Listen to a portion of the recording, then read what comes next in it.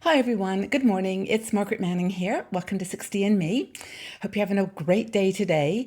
I'm up bright and early. The sun is shining. It's going to be a wonderful day. I hope it's okay where you are. I know weather's in transition around the world a bit, and some of you are experiencing storms. And I just hope that everyone's okay.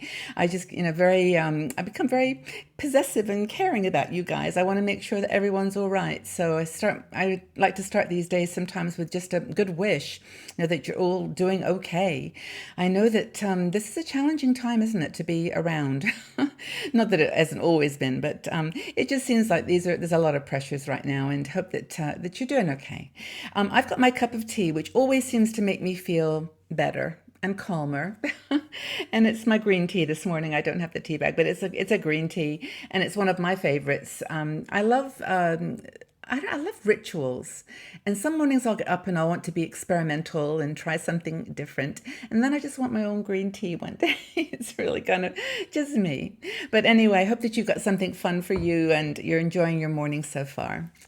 Now, another ritual that I have every day is something I wanted to share with you today, and also acknowledge one of our bloggers, Nomi Bakar, who wrote on mindfulness and how feeling stressed out can be helped by mindfulness. And she's got 6 different ways. Now, for me, I kind of equate mindfulness and meditation. I've been meditating now for many, many years. I think I have shared this with you, and I do try to sit at least once a day for 20 minutes, a little longer sometimes.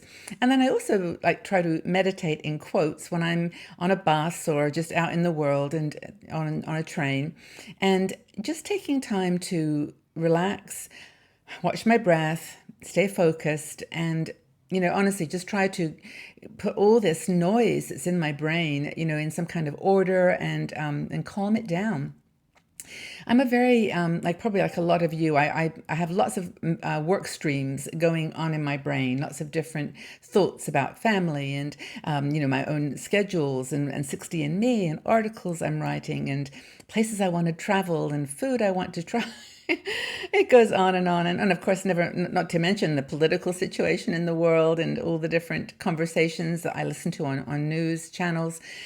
It's just crazy. So I want you to know that meditation for me is not like an escape or any kind of thing I do outside of my life. It's part of my life.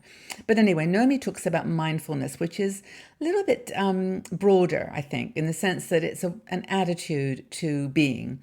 And of course, she lists the things that stress us out, like, all the things I've mentioned, but how that results in our sleep being impacted. We get, sort of difficulty breathing. Sometimes we actually get illnesses, like really serious illnesses from our stress. Blood pressure, all those kinds of things are impacted. And there's also just a lower sense of peace and accomplishment and confidence. We're stressed out, and our world is like all over the place. So here's some thoughts about mindfulness, because for Nomi, it's an effective tool for kind of like creating some inner peace and some balance in your life. So what is mindfulness? So it's basically the art of attention and awareness. Very simple. It just allows us to live in the present moment and just to be present with our thoughts and to be focused with the conversations that we have in our mind.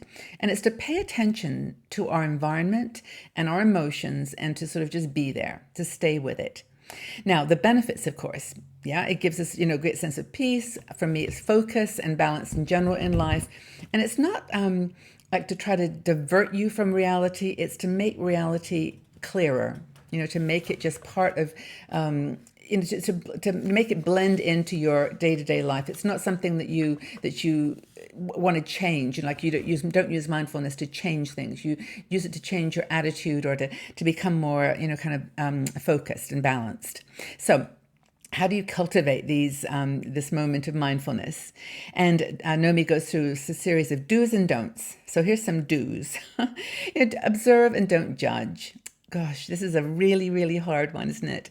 Because you want to watch, you want to observe and be open-minded, but you also have a tendency to judge. Like it either hits you the right way or it hits you the wrong way. It aligns with your value system or it doesn't. And it's very, very challenging to be able to watch something, participate in relaxing and accepting it, but not judging. Really important. Another thing is to notice that monkey mind.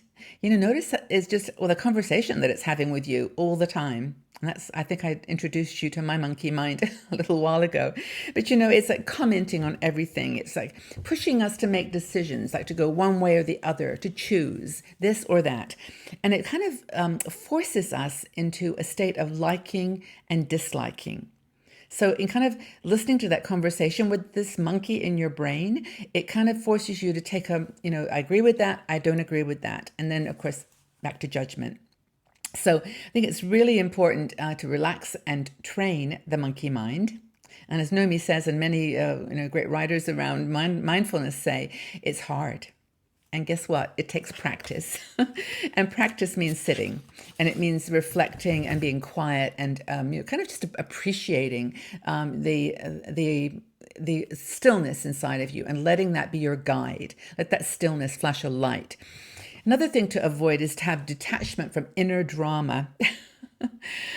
Oh, Lord. I mean, we know so many people and situations where there is drama all the time. And it's really emotional drama that is so draining. It literally pulls you to pieces.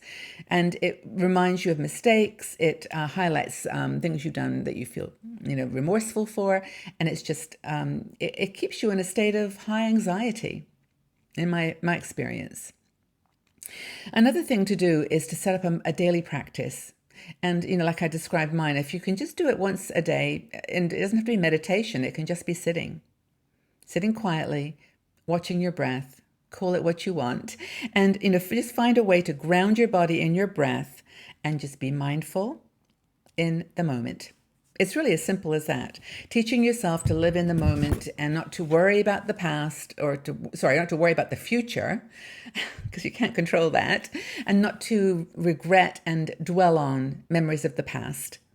Yes, learn from your experiences and from your quote mistakes, but then move forward. And so that's the thing about mindfulness, is staying in the present. Don't, the don'ts now. I said, don't feed obsessive worry. Are you a worrier or a warrior?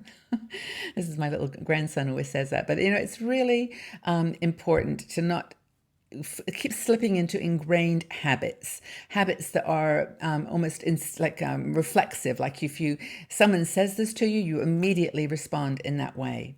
And if you have a family member that always does something that annoys you, you immediately go into critical mode. It's those habits of negativity. So try to stay away from those kinds of obsessive worry tendencies.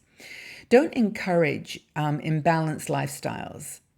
So try to keep real about this, practical and more abstract. So if you're going to bring spirituality into your life, just keep it grounded.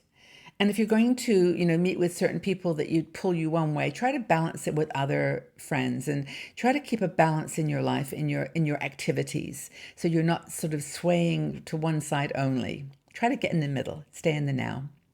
Be here now. I think that was someone's famous quote. So don't harshly judge yourself and others. This is super important. I don't know whether you do this a lot, but many of the comments I read in our articles indicate that this is true, that we actually are so hard on ourselves that we don't just enjoy the beautiful people that we are. We just are so judgmental, but let it go. And don't judge others either if you can help it. Just try to see where they're coming from and listen, pay attention to their point of view, and then just say, may I introduce my point of view? It's still different. Try to keep that communication at a higher level. Super important. And finally, don't rush through the moments of your life. Dwell on them. Create beautiful memories all along the way. And they don't have to be dramatic memories, of crazy and, big items. They're just the small things. Just appreciate them. I mean, it's the little phrase of smell the roses, but it's really true. Don't let life rush you by. Every day is full of 24 amazing hours. It's a long time that you can do a lot of beautiful things. So just take very good care. Stress it's almost a given in our lives today. I know that. But these are some ways that you can minimize stress. Mindfulness is a tool that you can use to kind of balance it. So, hope that's been helpful and inspired you to maybe practice mindfulness or to learn about meditation. We've got a couple of really good articles on 60andme.com that you can check out and just see what's available and just learn more about it. And just share with us in the comments below what stresses you out these days.